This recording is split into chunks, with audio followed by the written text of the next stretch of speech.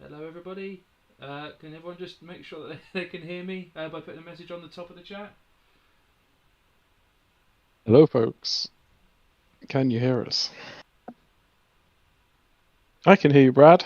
I can, I can hear you too. Can everyone just make sure that they can hear me by putting a message on the top of the chat? Right, I think we are live. Hello, folks.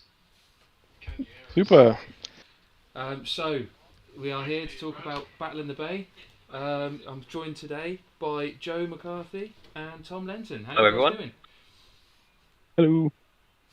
Are we all excited, ready for I'm. tomorrow? I think so. Yeah. Yeah, I'm all right. I I'm a little tired. I've had like a pretty busy, pretty hectic day. I've been pressure washing the driveway outside my house, and that's kept me busy. And I've got a sunburn. Uh, Uh, Ready to so pressure yeah. wash some teams off the table tomorrow. Exactly. Yeah, that's it. That's what I'm going to be channeling the same energy tomorrow as I wipe my opponents from the board. Well, That's yeah, the plan anyway. it's going Let's to be see what a happens. good event, I think. Yeah, I mean, if I basically go to the Song of Ice and Fire stats page, if I just bring all of that up, hmm just bring that How are up. you, Joe? How are you getting on? Feeling I'm very ready? well. Yeah, I'm very well. We've had the Plymouth Pirate weekend this weekend. So took my children down to see some pirates. Not sure how Nice. that relates to. I mean, one of my lists does contain Lycini sellswords, but maybe Themed, that's what's going on there. themed. I like it. Yeah, they're pirates, right? They look like pirates to me. Counts. That's So, fun. as you can all see, we're on the Song of Ice and Fire stats page. We've got some good attendees coming this today. But what if we jump straight into probably the stats? You guys happy with that? Sure. How are you, Brad? Quickly, before we dive Me, into that. Are you well? I'm very good. Yeah, I was at my son's football thing today for the end of season. He got an award, which was really really nice. So it's been quite a nice family day, to be honest with you. And like yourself, I am a bit sunburnt on my shoulders. Lush, all right. I'll bring cream enough for both of us tomorrow. Yeah, I might need a bit of aloe vera or something. All right, noted. Battle in the Bay happening tomorrow. Kicking off at 9:30 for registration. Home and ready will be the first game at 10 o'clock. Having a little look at stats, if I just go over to that page now, if everyone can see Mm. that. So we've got 27 entrants. There has been 30 tickets sold. So 3 players are missing from here. If they do turn up tomorrow, there will be unfortunately a slight penalty as they haven't kind of put the lists in by the list lock date. Because obviously we don't want people kind of honing lists after everything's locked. Obviously if they are still attending, I mean if not, we'll just go ahead with 27 players, of course. But yeah, I mean, looking at the kind of the factions that we've kind of got here, there's obviously an overwhelming Targaryen factor, which I'm not surprised at. I don't think we can say any of us are really. Yeah, Mm. nice to see an outing of Starks. I think the most surprising one, if I'm honest, is Baratheon. What do you guys think? Yeah, it's been a long time since I've been to an event in the UK that hasn't had 15 to 20% Baratheon players. Yeah, Um, I was never 100% convinced um, how much people are reacting to the meta and how much is just sort of accidental. But I think certainly from my perspective, because as you know, I play Baratheon and Targaryen and a little bit of Brotherhood Without Banners. hmm. I definitely think that Baratheon is perhaps one of the least exciting changes in season 6. Okay, I feel like they're one of the factions whose sort of voices have been the least shaken up, certainly on the Stannis side. So there might be an element of that at play that a lot of the shiny toys are in different factions at the moment. yeah.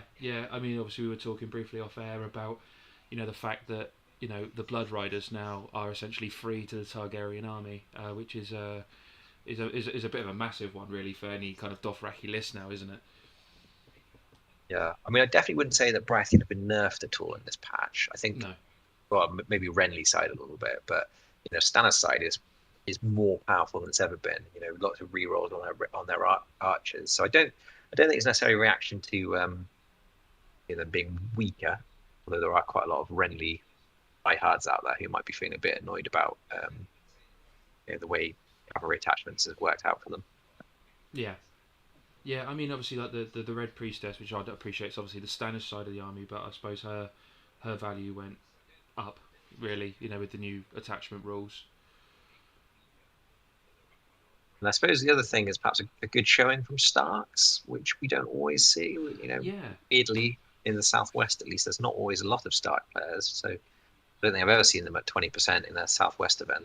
Yeah, no, to be honest with you, I mean, obviously, like, I've started playing them myself, and I have come to love them, especially with the new, the new kind of rules attachments. The Cranagman survivalists. And a lot of lists seem to be becoming quite clutch at places, if you know what I mean. Yeah, I guess just in terms of the overall stats as well, the other surprise for me is the absence of Greyjoy players. I felt like towards the end of season 5, we're certainly at Welsh GT. There's a lot of Greyjoys and a lot of Victarion, and that small change to assault orders seems to have just tuned down their popularity a bit, I guess. Yeah, hard to know, like you say though, Joes. It's hard to know how how much random noise is there, and how much is what can we sort of attribute to changes in the rules or season 6 update and stuff. But yeah, certainly Targaryens. I know, Joe, you were playing Targaryens a lot at the end of season 5. The Screamers seem like a very strong unit for them. They seem pretty good at the end of season 5, and then when season 6 came out, I remember we had a little chat, and I think we both agreed right at the beginning of season 6 that this was going to be kind of the Targaryen season, if that makes sense. Yeah, the era of the dragon is upon us. That's right, yeah, it feels that way. Just very good. Getting the Blood Riders for free, really strong. And a lot of factions, like I can certainly speak for Martell, factions without cavalry attachments. It's quite hard to get cavalry into your lists. So I'm a bit envious of the Targaryen having all these great cavalry attachments that they can spend those free attachment points on. Yeah, no, absolutely. I mean, one thing I've kind of been saying kind of locally is I personally feel like the shift of the meta has kind of come in the fact of you used to have, like, I've called it like the death of Bronn, because obviously with all the crossbows and everything else and all the artillery fire, if you want to call it, now that we're not getting so much of like the double bowman lists anymore, it feels like cavalry is certainly like the new meta. Could be, yeah, could be. I think the Targ all cav or lots of cav definitely starts to feel like it's a part of the meta this season. I agree with that. Yeah, I mean, obviously looking at the like the commanders here, like literally top of the list as you'd expect, Khal Drogo. Yes, but it's nice to see Robb Stark up there too. It is, yeah. Drogo, arguably best cav commander in the game. It seems to be a theme in Song that cavalry commanders are always a little bit questionable, aren't they? I think Brynden in Starks always felt he was a little bit lackluster. Joe, I know you feel the same about. Is it Stannis has a cav commander in Baratheon, right? Yes. Has anyone ever seen King of the Wall out in the wild? Well, I'm not sure. Yeah, He's possibly actually, the worst commander in the game. Because Alex Ray, who's one of our own wardens, he took him to Chelmsford in the last tournament. Oh, and did he win all his games? No, but he enjoyed it today. Yeah, fair play to him. But yeah, no, I think he just wanted to try something a bit different. I think it was kind of his last kind of outing for the Baratheons, because I think we'll see it in here as well. He's kind of going on to Night's Watch now and trying something else. So should we talk, Brad, about who's coming then? Because absolutely. So if I go to the player list. Mm-hmm. I mean, going from top to bottom, we've got. I'll be honest with you, from a personal point of view, we've got a really good turnout of wardens, and it's not just a local scene of wardens we've got now. Obviously, we've got alliances with you guys in Plymouth. There's the guys from Portsmouth coming along, and even Nick himself, from all the way from Daventry, has travelled down. To be fair, he does have a title to retain after the Joy to the Realm. And he's one of the Greyjoy players, so it'll be quite interesting. Yeah, we're also quite happy, aren't we, Joe, to be bringing 5 people from Plymouth, which is, I think, a new record. That's brilliant. Yeah, Absolutely definitely. Brilliant. Yeah. And I think as well, I there's, like you say, there's the Bruce group. I understand they're from Portsmouth, and I know they came to the Southern Grand Tournament, but I don't think they've been to any of the pool-based employment events. No, this is you rightly said. Yeah, this is one of the first ones that they've come to, and it'll be great to see them again. Ryan, who plays Targaryens as well, really good player. I played him in Wales for the first time actually, and yeah, he was very good with Targaryens before the update. So I really can't wait to see what he does. Excuse me, this time around. Yeah, and I think the first time we've seen a Colombian hippos this far south. Yes, so it's Germano's kind of first kind of tournament down here. I know Raziel was supposed to come to one beforehand. I think it was Raziel, and couldn't make it in the end. So it's yet again his first one down here. And obviously we've got Fire and Dice. Yet again, very close friends with the Wardens as well. We've got some of the guys from there coming. It's a nice mix. Presumably, I'm seeing the Brazilian flag against Germania's name. Presumably, he's flying all the way from Brazil to attend this event. Is that right? I don't think so. I'd like to say we're I guess it's probably not. But no, I'm pretty sure. One day, Germano Brad. lives in the UK. One day. Yeah, one day. One day hits and crits. Watch out. Nice. But yeah. So I mean, I think probably the next talking point that's probably worth going through is obviously the two of you are competing in the tournament. If we start off with Tom first, do you want to kind of run through your lists? If I bring them up so people can see, do you want to have a little talk about your lists and the thought process behind them? Yeah, sure thing. So, Brad, you were kind or crazy enough to put 2 scenarios in this event that use the 5 objectives. Yes. I always feel like on those scenarios, making sure one of your lists has 5 units in it. For me, this was like the first decision point in putting the list together. Was I definitely want at least one of these to have 5 units because I just think that's very strong on scenarios with 5 objectives. Yeah. So the first list I put together is designed particularly with those scenarios in mind, but I'm also making sure that it can play into the 3 eggs scenario, Dance with Dragons, that can play into this one well. Yeah. This is really Harmonilla list. The Harmonilla list, yeah, that's right.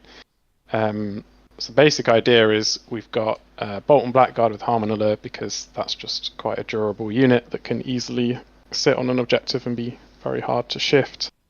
And the double. That you've got, I'm just bringing it up now, but obviously you've got Iron Resolve and reinforcements in there. Is always nice, and obviously Harmonilla's commander cards are brilliant anyway, aren't they? They are fantastic. Yeah, Harmonilla is a favourite of mine for Martel.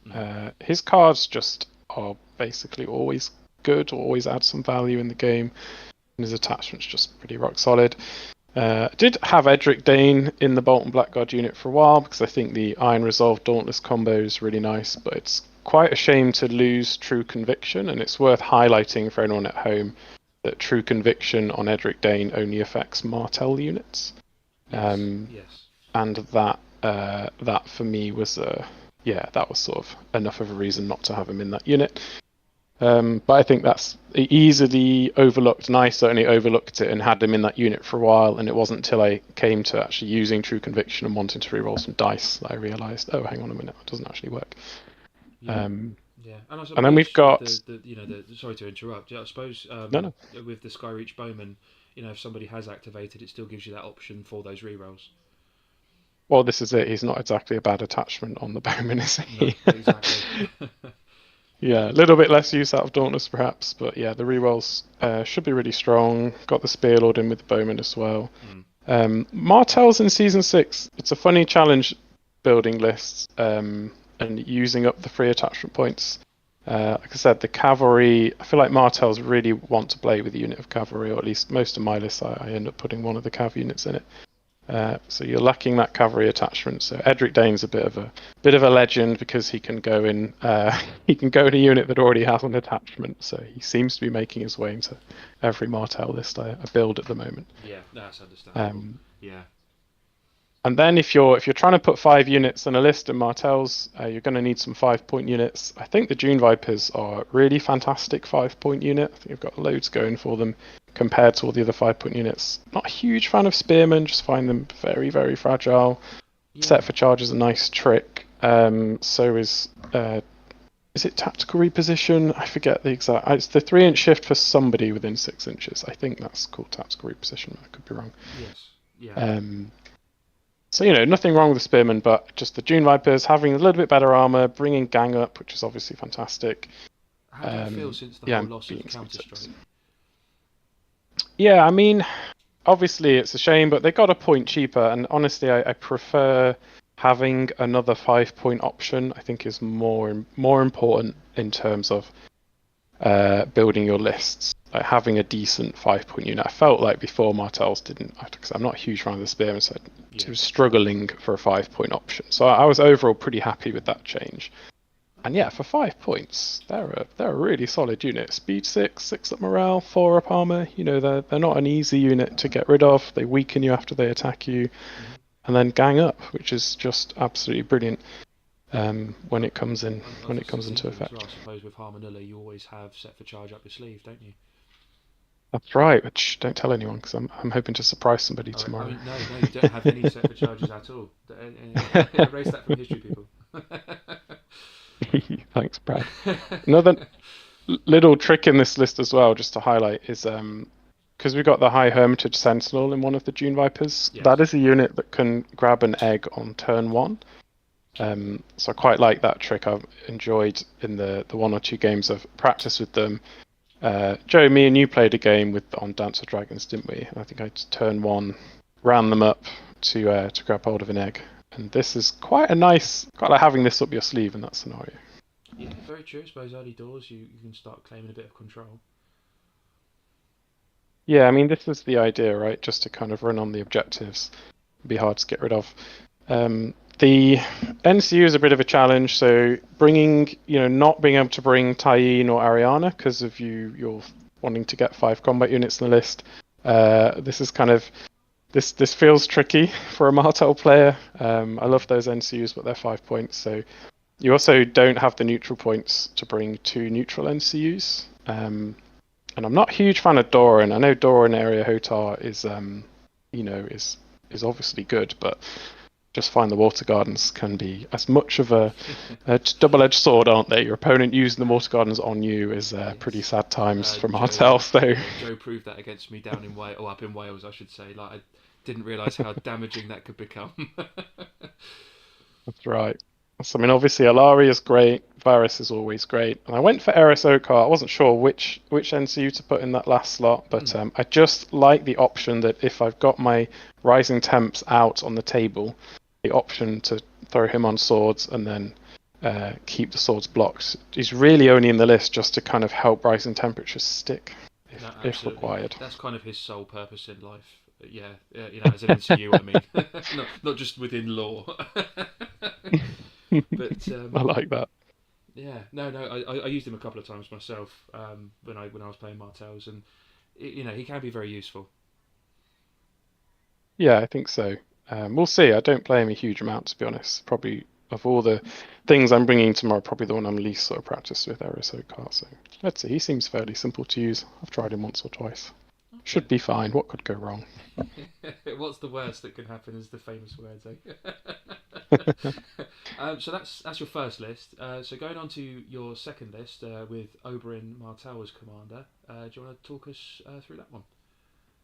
Yeah, sure. So, I mean, I wanted to bring something contrasting. I tend to always do this in tournaments. I'm not convinced it's always the right thing to do, but I like having 2 very different lists. I think that gives your opponent a harder time deciding what to play. I like having a very different option. So as much as I think the first list is geared quite well to the scenarios we're going to play, having a double sand skirmisher list with Starfall Knights in it is just a really different sort of list. So this one is going to not exactly ignore the scenario, but is way less focused on sitting on objectives and much more focused on trying to table the opponent. Absolutely, especially you've got Sand Quentin skirmishers Martell, haven't you, in one of them. with Oberyn. Sorry, did you say? Quentin Martell. Quentin, yeah. To be honest, Quentin's a funny one. I find outflank is against another sort of double-edged sword, isn't it? I'm not a huge fan of outflanking my units, but he's basically the only way you can spend your fourth attachment point in this list. Like I said, the absence of a cavalry attachment is just make the list building tricky. Absolutely. So he's in there. Me and Joe played a game last night, didn't we, Joe, on Tabletop Sim, and I used outflank there. I don't know if you were very impressed with that or not. I mean, I think outflank's not the best ability, but if you've got to spend a point somewhere, why not? Yeah, exactly. Yeah, like you've already got Edric Dane out, so yeah, for putting it as obviously, you could, like you say, unless you use something like a Fortune Seeker or a Glory Seeker in your Starfall Knights, that's really the only option Martell have got for any cavalry, isn't it? Yeah, I think another option for this list, I did toy with the idea of the Dervish Captain replacing the Spearlord and Quentin together. Just because Oberyn's got unexpected exhaustion, which is -1 to hit. You've got Rising Temps, obviously, for -1 to hit. So like a disrupt in the list would be interesting. It's just that the second ability of the Dervish Captain has like almost sort of no synergy with anything else in faction. So it's the Sow Discord order. Enemy does a panic test. If they fail, they lose abilities. And Martell just don't. Unless I'm forgetting something, but I can't think of any way Martell can make your panic test harder to pass, like any intimidating presence or funny enough, anything like that. With the update, I was saying to people locally that I would quite happily have given up Sow Discord and made that Dervish Captain a 1-point attachment. Yeah, I'd jump at that, to be honest. Yeah, I think that would have made a lot more sense, but we've still got it. Sorry, I say we. I'm a Stark now. I must remember I'm a Stark. But yeah, no, it's something they could have possibly changed. Perhaps, yeah. Okay. So yeah, that's my list, Brad. Yeah, that's my list. We're gonna play the scenario with the first one, and we're gonna try and kill stuff with double sand skirmishes. That's just aggression. Well, I wish you all the luck tomorrow, mate. Yeah. So going on to Joe. Let's if I pull your lists up as well. Whereabouts are you? There you are. So yeah, Joe, if you don't mind just running through your first list of Skazmo Kandak. Yeah, so I think, as everyone knows, Targaryen's got a pretty big buff this season in terms of the Blood Riders. Let's face it, they are still 2-point attachments. They've just been, in terms of their value, obviously being reduced to 1 point. They've turned what were already extremely efficient units into absolute killing machines. But weirdly enough, what I think that might have done is made Khal Drogo lists less outstanding within the faction. It used to be that to get the most out of a Dothraki list, you had to take Khal Drogo, whereas now I think they just stand alone. It's such great units. You can start looking at some of the other commanders. Yeah. Which is what I've done here. So in many ways, this is my main list, and it's a very classic elite infantry, ranged units, cavalry plus a flex, and in my case, it's another unit of cavalry. This commander, if you might not be familiar with him, you've possibly never even seen him on the table. He's basically the control commander. So he stops you activating or stops you targeting units that you want to target, punishes you for activating and targeting your enemy units, and combined with Quaith, who again is a control MCU, punishes you for doing an action. Frankly, if you do an action with a targeted unit, then your opponent gets to do a march, maneuver, or retreat. The point of this list really is you've got some very, very efficient units in the Dothraki, the Golden Company crossbow arguably as well, and Unsullied Swordsman, actually, if you can give them enough protection. and then it's a commander and NCU package built around stopping your opponent from influencing your units. So Yeah. it's it's a control Targaryen. Now, funny enough, the one thing I was looking at last night, if I just bring it up here, with Miri Mazdur, like, correct me if I'm wrong, but what didn't she used to be bringing back only infantry attachments, whereas now I she can think she was bring. always any attachment, It was as far as always any at attachment, least right? I might have been wrong on last that season then. when I played her, it was any attachment. Ah, fair enough. For some reason, I had infantry only stuck in my head. I think whenever I played Targaryen, I think it's because I always used it with Jorah, for the 3-pointer Jorah, sorry, to just keep bringing him Yeah, back into that unsullied kind of unit. most other abilities in the game are infantry attachment limited. Fling them, it's usually only an infantry attachment, and bring back attachments. It often has that caveat, but I'm not aware that Miri ever did. She may have done. I've only played her in the last 6 months or so. If anyone knows in the chat, obviously, be free to type it on there. It'd be quite interesting to know because, as I say, I can't really remember. But yeah, like you say, like you've got obviously the quaif effect is always brilliant, especially with cavalry, isn't it? And well, to be fair, even with infantry, getting that free maneuver where you need it. And obviously Lord Varys, is always the staple in a lot of lists still, isn't he? I think if anyone doesn't play Varys, you should really, because he doesn't need to activate to get value out of him. So if you're competing for the 5 NTU spot and you can't do something with Varys, he's still got 90% of his power. He's never a bad take if you can afford him. Yeah, no, absolutely.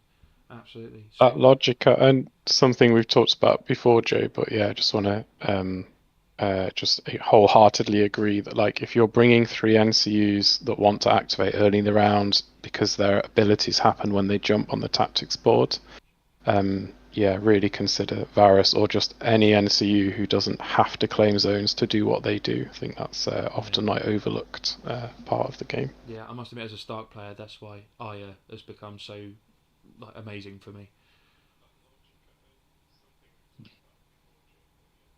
Then, in terms of my second list, it's a bit of a meme list in some respects. Once I liberated myself from Dothraki and dragons, I started looking at the rest of the Targaryen lineup. And so I've got a Masterland list which starts at 9 activations and theoretically gets to 12 activations by the end of the game. Yeah. This is it's fairly common, this, bringing freedmen onto the table.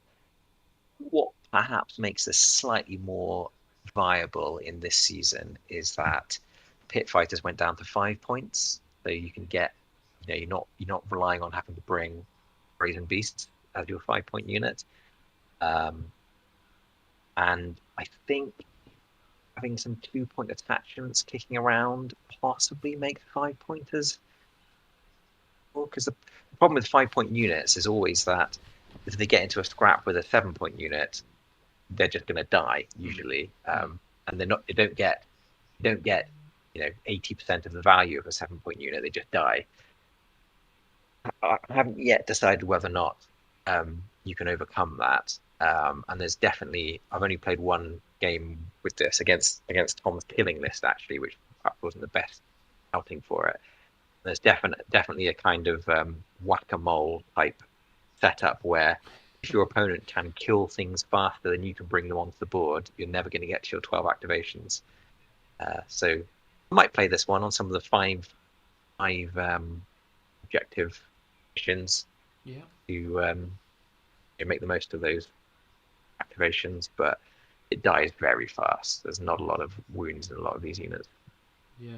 Fair enough. Obviously, as everyone can see on screen anyway, I've been having a little look at the combination of the pit fighters with Kandak as the 2-point attachment, because I always used to put Ramsay Bolton in there, but actually, like, Kandak does the same thing essentially.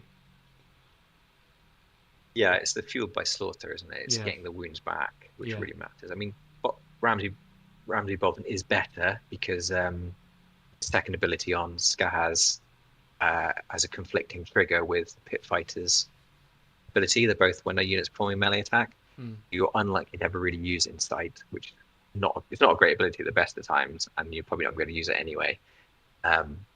The Fueled by Slaughter on a unit that self wounds is really, really good. Yeah, exactly. Yeah, getting them back, especially when you're giving out all 3 tokens. Makes total sense.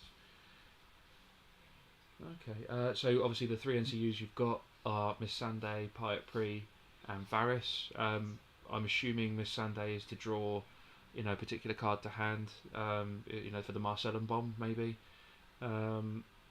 It's all about getting the freedmen on the table. So Yeah. Missandei ensures that you have freedmen in hand first round, and then Piat lets you get that back out of your discard. That's how you get the 3 freedmen on the board. Yeah. I mean, you're basically guaranteed to get 2 freedmen on the board. Yeah. From the. You might get a third if you're lucky. Yeah. Yeah. And I suppose the more you lose them, obviously it powers up Marcellin anyway, doesn't it? Yeah, absolutely. And obviously Pirate Pre, he's always good fun for, playing a Martel for one of them, for getting rid of those cards and stuff, isn't it? Yes. Yeah, I mean Targaryen deck is not very good. So when someone uses it's the opposite problem of the Water Guns, where Water Guns is really strong against Martels. They like to control zones, whereas House of Undying does nothing against Targaryens, because the Targaryen deck's not very good. If someone discards something, you don't really care. Yeah, no, absolutely, yeah. There's only like really a couple of cards you really want at the end of the day, isn't there? Right, okay, yes, that's going over the second list, and obviously yet again, Joe, obviously wish you the best of luck as well tomorrow.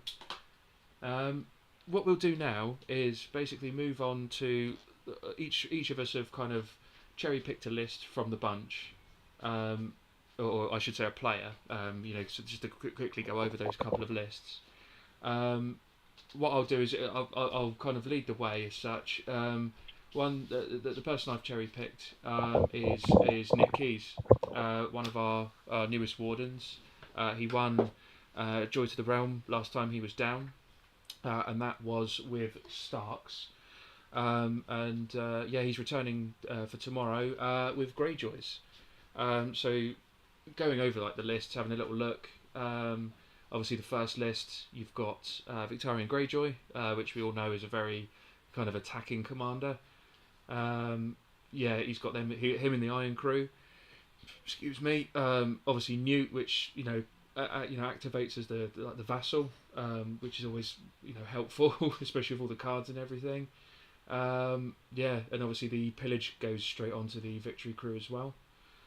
One thing I've actually spoken to Nick about this as well. The one thing I wanted to know a little bit more about was the Stony Shore pillagers with Dagmar Cleftjaw, because I wanted to find out, what was the thought process behind having battle scars, and just having those rerolls. He was saying in in a list in a unit that's got precision.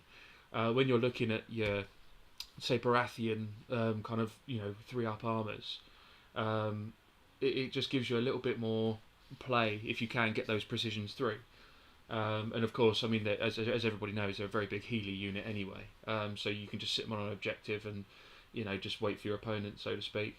But yeah, that was quite an interesting one, because I was looking at it going, how would I have used that? But yeah, I can completely understand, especially hitting on 4s. If you get some re-rolls, you're not hitting on lower numbers anyway. So just try and hunt for those 6s if you can. We've got the Ironborn Reavers with a Drowned Prophet, so resilience inside of them. Once again, looks quite interesting. Obviously, once you've got 2 pillage tokens, you're re-rolling attack dice, which is nice. And it's after you get the it's the first one for morale, second one for the dice anyway, isn't it? So it just gives them a little bit of staying power. And obviously, any part of a Greyjoy list needs an Iron Maker, doesn't it?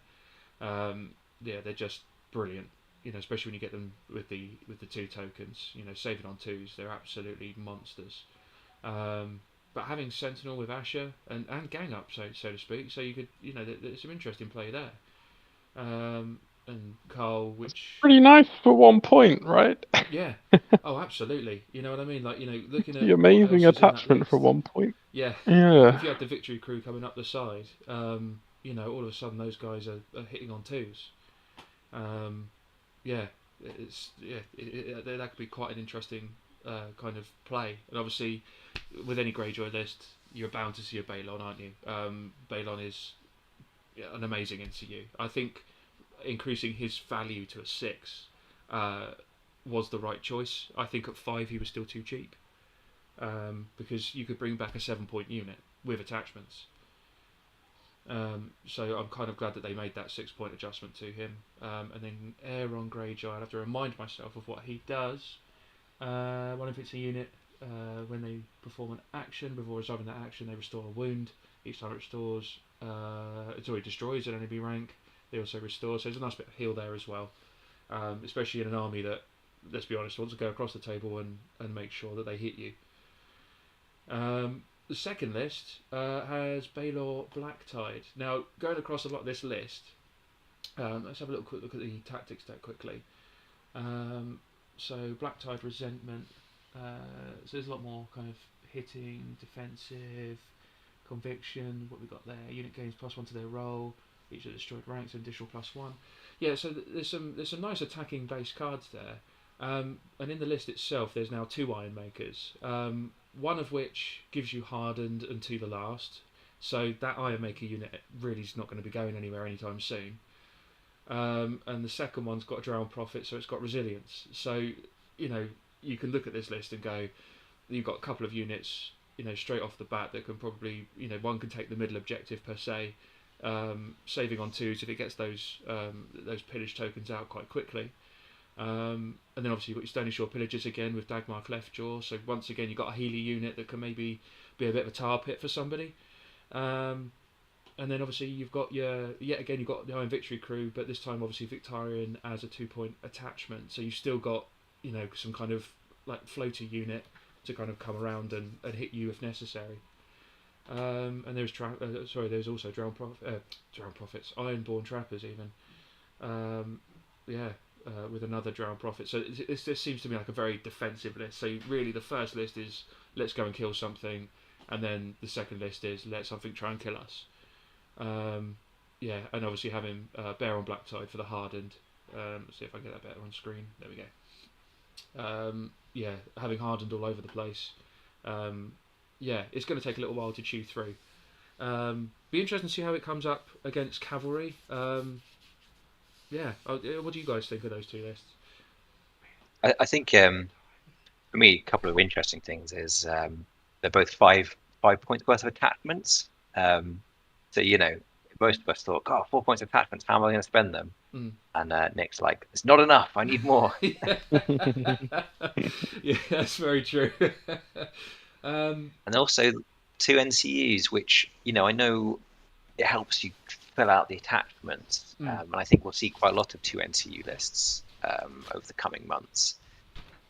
My gut instinct is that NCUs are still better, but we will. I think the jury's clearly out on that, and we'll find out really. We'll find out a little bit tomorrow, perhaps. No, 100%. No, I totally agree with you, and I think even Grant from UCats, who by the way I need to give a shout out to, as I was trying to set up OBS earlier, and I was like, how do I cast my screen onto OBS? So thank you, Grant, for your help on that one. I was talking to, talking to, on one of his, I think it's one of his videos, I think he was saying, trying to push away from the 3 NCU list in a 40-point army to try and get 5 units on the table and 2 NCU seems to be the kind of way to go, especially with the new attachment rules, isn't it? I don't know. I'm similarly skeptical to Joe. I'm still running 3. Granted, I'm playing Martel, but yeah, I think the jury's out. It is interesting. I think it's a very classic. These are quite classic Greyjoy lists in that sense. Obviously, yes. No Cav, 2 NCUs, more combat units. It's interesting to see how Nick gets on tomorrow. I'm very impressed with Asher attachment for 1 point. Going up in Sentinel, I can't get over that. That's strong, isn't it? I would like that. Yeah. Exactly. If he's got plans, who he'll bring back on with Balon, but I guess his opponents will find out tomorrow. Nick's a good player. I expect to see him crushing some opponents. I think there's going to be some scared opponents across the table when he hits them. Yeah, absolutely. I was taking a look at Angus's list as well. I was going to just chat about Yes, no, what I was going the to go two on lists that to he's actually bringing. is he the one that you've Mm. cherry picked? Yeah, that's right. If I bring him up, where is he? There he is. See lists. So yeah, if you 23. don't mind, Tom, running through like why you chose it and what what you see in the list. Yeah, no problem. I've played Angus a couple of times. He's a great opponent. Always have a good game with Angus. I think we're 1-for-1. I think we've both beaten each other once. So what you're Yeah, and saying obviously is it's he wants to be interesting. So we need a decider. Yeah, but obviously interesting in that he's one of the two Baratheon players in attendance, which is surprising. But I think these lists are both really interesting. The first one just has nestled within it some unusual abilities and cards that I think Angus will use to good effect. The Overgrowth card on Loras Tyrell is just such an interesting card. Played into this once and very surprised that it works on range attacks, not only melee attacks. Really unusual ability in that regard. I'm quite used to my range attacks ignoring lots and lots of defensive tech, but not Overgrowth. And once that card's on a unit, yeah, very, very tricky. No, Very tricky. Obviously dependent on a morale test. That's probably the drawback. And then some other interesting abilities. He's got a unit of Golden Company crossbows with a pikeman captain for boldness and courage, which makes sense. And a rule I don't think I'd ever seen before: leadership follower. Here's a pop quiz for you. Ever heard of this? Leadership follower? I don't think I'd ever seen this before. This unit gains plus. It's new to season 6. Ah, is it? Okay, that makes sense. Okay, I must admit I've not +1 morale while the commander's unit's in long range. Not an especially, not overly powerful or anything, but just a very interesting rule that I hadn't seen before, and obviously quite cool on the Golden Company crossbows to get that. Bring them down to a 4. Get that overgrowth, because you'd be on a 4 up morale then, I think, with Iron Resolve. Yeah. Maybe not actually. Iron Resolve's panic test, isn't it? I guess it's a 5 up. But yes, no, you're absolutely right. Yeah, it's only panic. Yeah. But I think that's just quite a cool list with some unusual abilities. Courtney Penrose's Might of the Throne. I'd be surprised if Angus doesn't catch somebody out with that tomorrow. That's very difficult for your opponent to manage, trying to make sure you've always controlled the crown. If you're not playing Baelish, controlling the crown is already difficult to do. And if you need to remember playing into this, I think obviously Stag Knights are pretty formidable, so you've got to really remember when you do and don't control the crown. It's very difficult to do that over 6 turns. Yeah. So I'd be expecting he gets some nice 11-inch charges on unwitting opponents tomorrow. Well, and obviously he's got Alistair Florence as one of the NCUs as well, so yeah, like you say, complete control of the crown. Yeah, true. Yeah, very good point. Very good point. Yeah. So yeah, I think that's just quite an interesting list with some interesting abilities and some surprises for Angus's opponents, which is cool. And then the second list I just think is great. We talked earlier about we've got 2 scenarios tomorrow with 5 objectives. We've got the Dragon Egg scenario, which I do think tends to come down to who's got onto the eggs first and can they sort of hang on to them? Can you just sort of hold an egg and withstand an onslaught? And what a list for those 3 scenarios that we're playing. We've got King's Men, obviously with 2 the last. We've got R'hllor's Queen's Men with 2 the last. We've got Baratheon Wardens with Protection of the Crown, which means they might be re-rolling defense dice and you can't use vulnerable tokens on them. So you just got 3 incredibly durable units, really difficult to deal with. Axel Florence, the commander, so making his, almost guaranteeing that his King's Men will pass their to the last rolls, giving them a 3 up morale, which is fantastic. Yeah.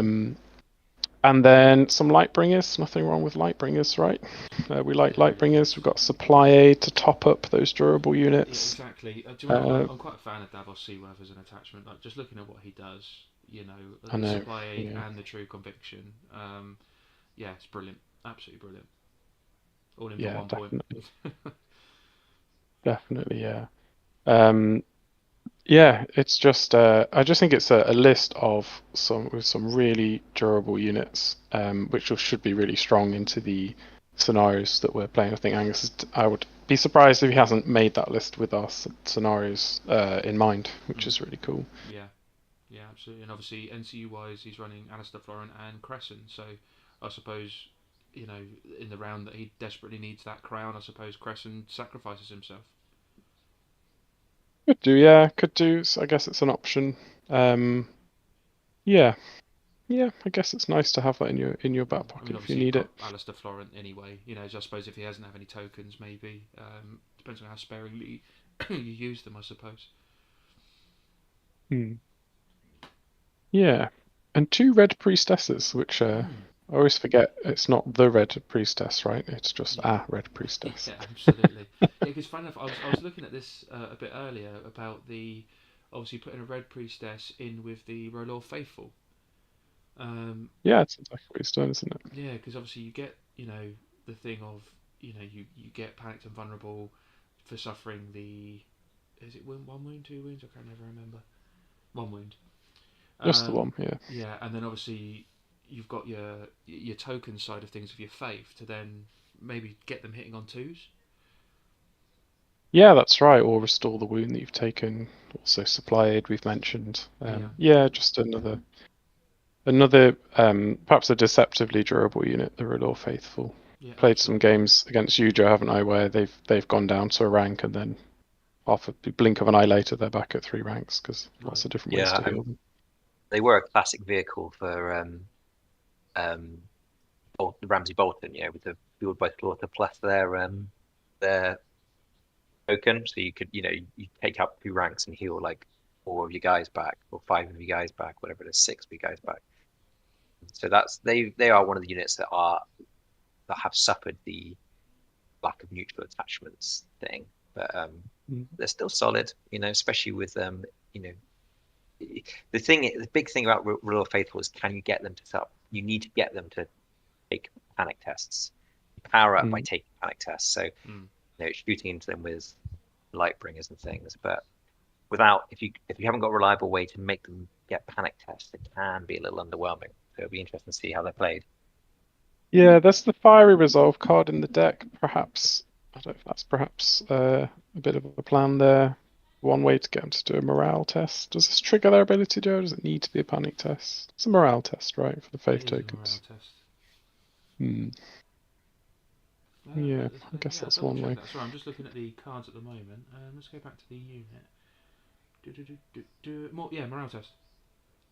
Yeah, I suppose where I'm coming from primarily this list is if he gets those durable units onto objective points and then shoots you with light bringers if you try to deal with them, it's just going to be very, very tough to beat that on scenario, I think. So I expect the Angus to do well. Great player. I think that's a really strong list for the scenarios we're playing. Absolutely. Yeah, good luck, Angus. Yeah. Might see you tomorrow. Who So knows? finally, Joe, is it who kind of stood out for you?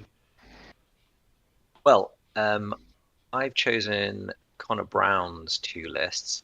I had a quick look through the list the other day, and I sort of saw his first list and thought, that's a great list. And then I saw his second list and thought, that's a weird list. And then the more I looked into it, the more I sort of understood it.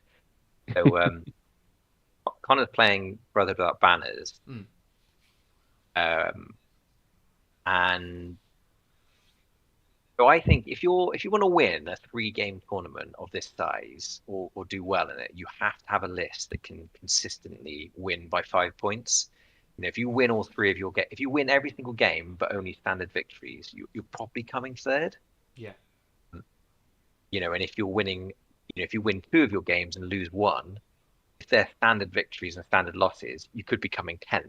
Whereas if they're crushing victories and a standard loss, you're probably coming third, maybe. I think on a small tournament like this, it's good to have at least one of your lists, or ideally your main list that can really kill stuff. Yeah. And on his first list, I would say ticks that box probably. Yeah, absolutely, absolutely. Mm-hmm. Brotherhood Sworn Knights, fantastic units, probably the best cavalry in the game. Mm-hmm. Perhaps Telly Cavaliers. If Brotherhood Sworn Knights aren't the best cavalry in the game, then it's Telly Cavaliers. So I'd say, triple cav, really, really strong. Catelyn pushed out a bit more damage. In an ideal world, those Brotherhood archers are never getting attacked, so her attachment won't necessarily do that much work. She has, lash out and other things that can really pick things up. It just, Telly Cavaliers with Fortune Seeker. I think what we all love to see is Telly Cavaliers with more ways to heal. So they've got Yeah, they've got they're very underpowered, aren't they? Rally Banner, Dauntless, and the new Motivated by Coin. So just I don't know if you come up against these Telly Cavaliers, just I don't know, give up a unit to them because you're never killing them.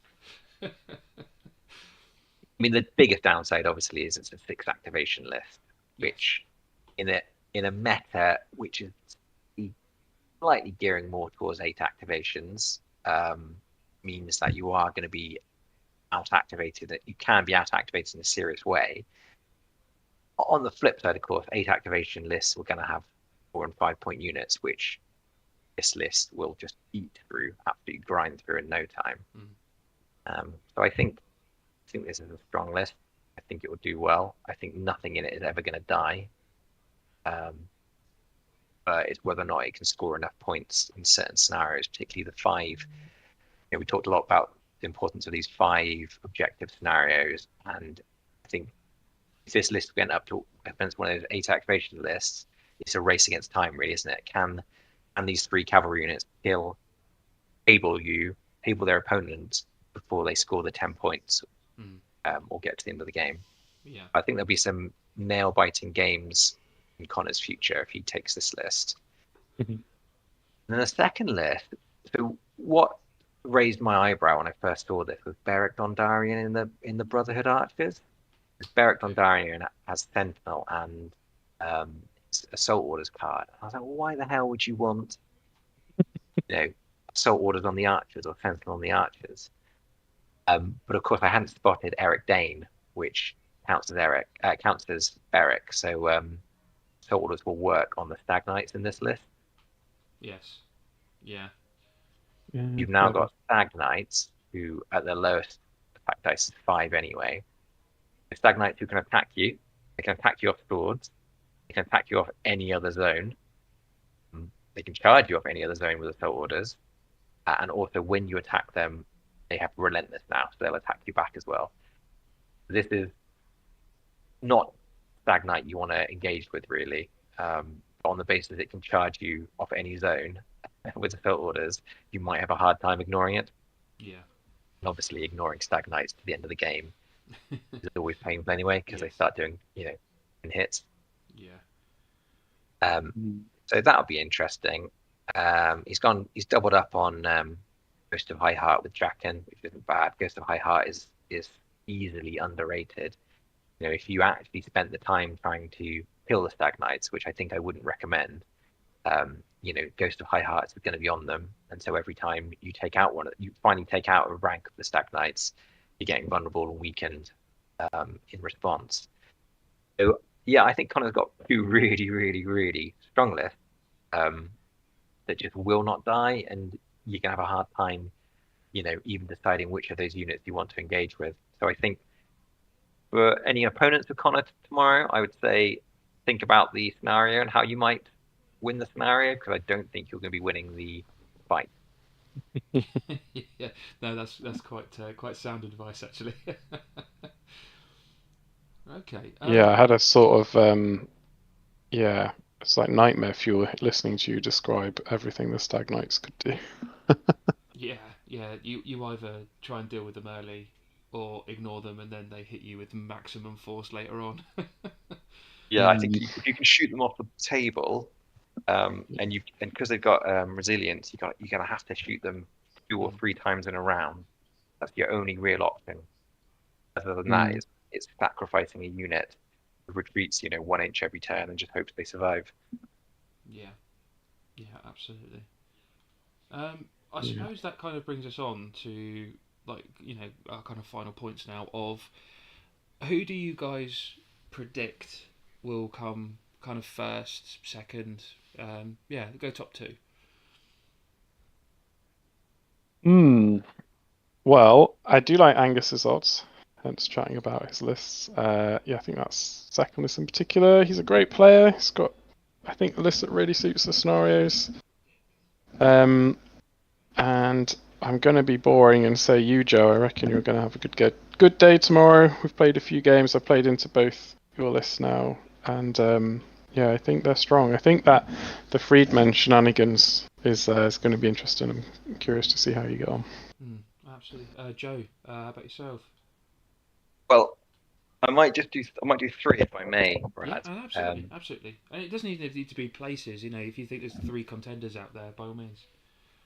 I mean, we talked about a lot of them already, to be honest. I mean, Nick's obviously going into this as the highest rated player in the tournament, off the back of winning a number of tournaments and winning the last one in pool. So I think he's clearly got a good chance. I think Connor's lists are great, and Connor just gets better and better every time I play him. I think if he has a good first game and holds his nerve, I could definitely see him being up there as well.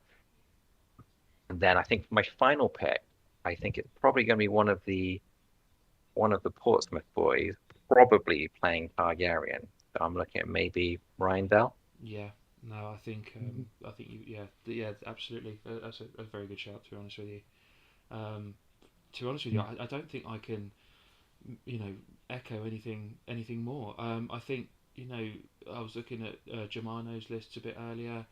With his kind of double Tully Cav, as well as his double Ravagers. I think that could be a contender. Once again, obviously, like you say, it's like a 6 activation list, so interesting to see what will happen. But I think you guys have kind of covered who even I would pick going into the top. I think Nick's got a really good shout. Like you've said, Connor has certainly improved whilst being on the tournament scene over the last year. Since he was at LGT last year, you can certainly see the improvements. I never like to count out James Ray. He's always one of those players for me. He's just gone on to Targaryens as well. I would never write him off. He can certainly bring a good game when he turns up. And obviously I know the two of you are very adept players. So I certainly see you up there battling for top spot. And Angus is going to be. I think Angus is going to be almost not the one. Well, actually, I'll probably say he's probably the one to beat. I have another one last hot take for you, Brad. I don't think Glyn's getting the wooden spoon tomorrow. I've looked at his list and chatted to him at the last event. I think he's learned a lot, and I think his 2 lists are really good actually. His start list. So he's got a since Daventry.